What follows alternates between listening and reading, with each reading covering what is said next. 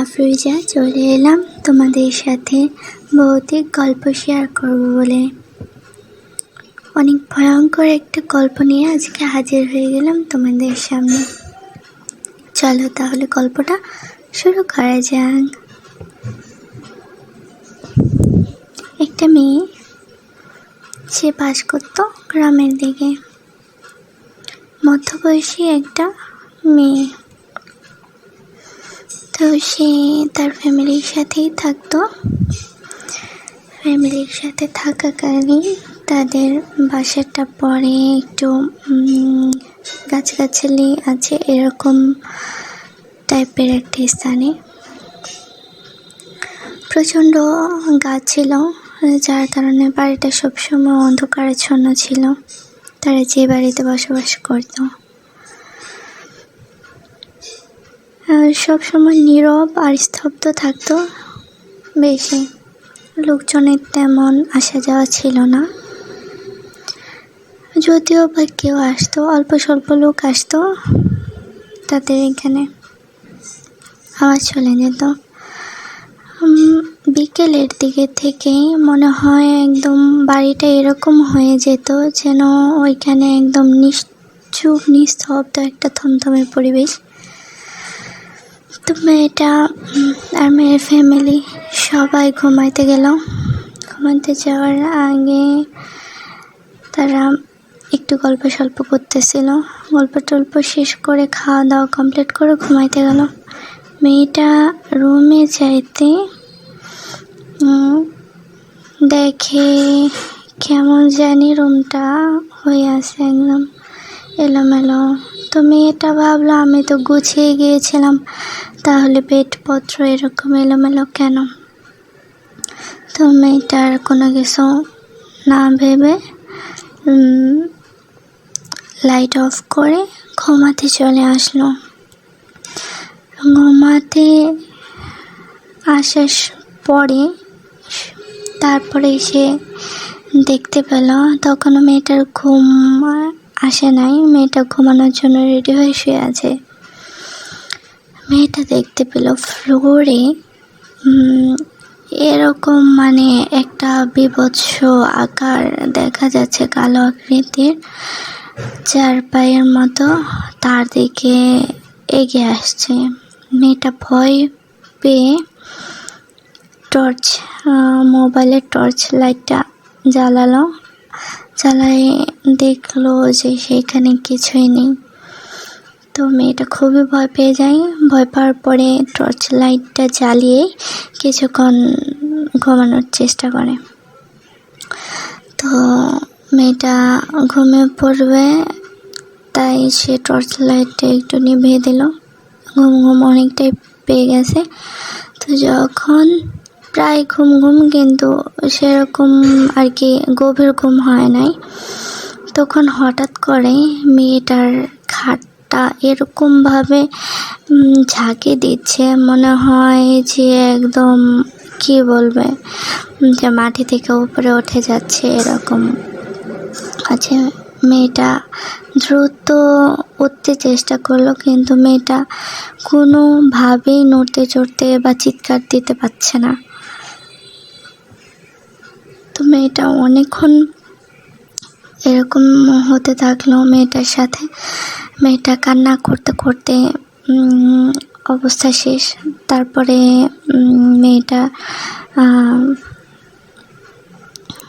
মনে মনে আয়াতুল কুরসি পাঠ করতে থাকে। তারপরে তার সব কিছু ঠিক হতে থাকে। ঠিক হলে মেয়েটা প্রচণ্ড ভয় পেয়ে যায়। তাড়াতাড়ি উঠে লাইট অন করে। তার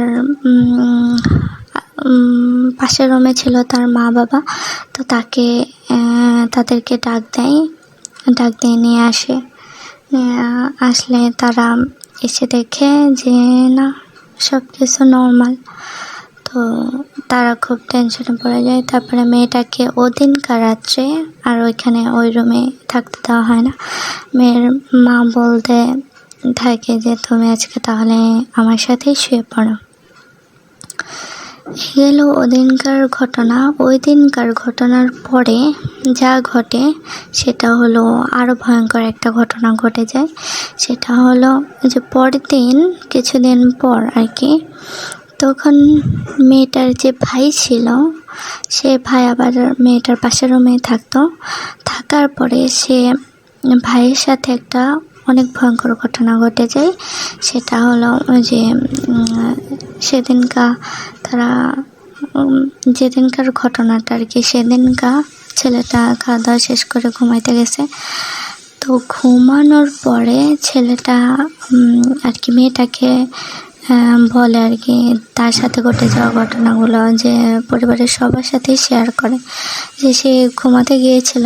ঘুমাতে যাওয়ার পরে সে দেখে কালো একটা অবয়ব তার সাইডে বসে আছে। ছেলেটা এরকম দেখে, তো ছেলেটা ভয় না পেয়ে ছেলেটা লাইট অন করে, না দেখে যে কিছু নাই। তারপরে আবার শুয়ে ঘুমানোর চেষ্টা করে, কিন্তু তখন আবার সে অনুভব করে ঘরের মাঝে কে হাঁটতাছে, আবার সে কান্নার শব্দও পাচ্ছে। এরকম হচ্ছে ছেলেটার সাথে। ছেলেটা ভীষণ ভয় পেয়ে যায়। ভয় পাওয়ার পরও ছেলেটা সাহস নিয়ে রয়েছে। শুয়ে থাকার পরে ছেলেটা দেখে কালো একটা অবয়বের মতো তার কাছে আসছে। আয়শা ছেলেটার একদম মুখের কাছে এসে একটা বীভৎস মুখ নিয়ে এসে হাসতেছে। ছেলেটা প্রচণ্ড ভয় পেয়ে যায় আর কান্নাকাটি শুরু করে দেয়। তার মা বাবাকে জানায় এই বিষয়গুলো। এরকম প্রত্যেক দিন তাদের সাথে একটা না একটা ঘটনা ঘটতেই থাকতো। তারা যখন ঘুমাতে যেত রাত 12টা, তারপরে শুনতে পেত যে তাদের রান্নাঘরের এইখান থেকে বিভিন্ন আওয়াজ দিচ্ছে, বা কেউ কাঁদতেছে বা হাঁটাহাঁটি করতেছে, এরকম চলতেই থাকতো। তারপরে একদিন ছেলেটার সাথে আরেকটা ঘটনা ঘটে। ছেলেটা শুয়ে থাকার পরে ছেলেটার যখন ঘুম পাচ্ছিল, তারপরে সে বুঝতে পারে তাকে কেউ পায়ে ধরে টানতেছে। তো ছেলেটা ঘুম ভেঙে যায়।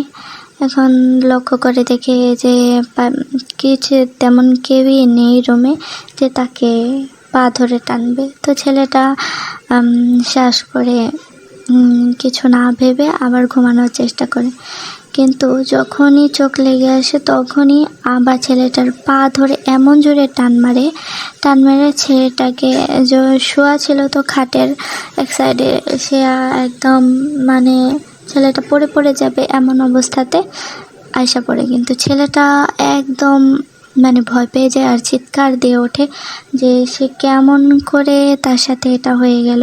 সে ছিল এক সাইডে, আবার চলে আসছে আরেক সাইডে। সেটা কোনো মতে এইগুলা মিলাতে পারছে না যে কেমন করে কি হয়ে গেল। ছেলেটা খুবই ভয় পেয়ে গেছিলো। এর ঘটনার পরে তারপরে ছেলেটা তার পিতামাতার কাছে সব কিছু বলার পরে পিতামাতা বিষয়টা নিয়ে চিন্তা করে এক হুজুরের কাছে যায়। হুজুর বলে তাদের বাসায় অনেক খারাপ কিছু আছে, সে কারণে বাসা বন্ধের জন্য আর সবার শরীর বন্ধের জন্য তাবিজ দেয়, তেল পানি এগুলা দেয়। তারপরে থেকে একটু তাদের সাথে এই সমস্ত ঘটনা ঘটা থেকে বিরত থাকে। কিন্তু যখনই আবার তাবিজগুলো ছুটে যায় বা কোনো কারণবশত নষ্ট হয়ে যায়, বাড়ি বন্ধের তাবিজগুলো নষ্ট হয়ে যায়, তখন থেকে আবার এই সমস্ত শুরু হয়। তো তখন তারা যে আবার তাবিজগুলো আনে, তারপরে আবার সব স্বাভাবিক হতে থাকে। এই তো আজকের গল্পটা এটাই ছিল। কেমন লাগলো তোমরা সবাই শেয়ার করবা, লাইক করবা, কমেন্ট করবা, আর অবশ্যই সাবস্ক্রাইব করে দিবা।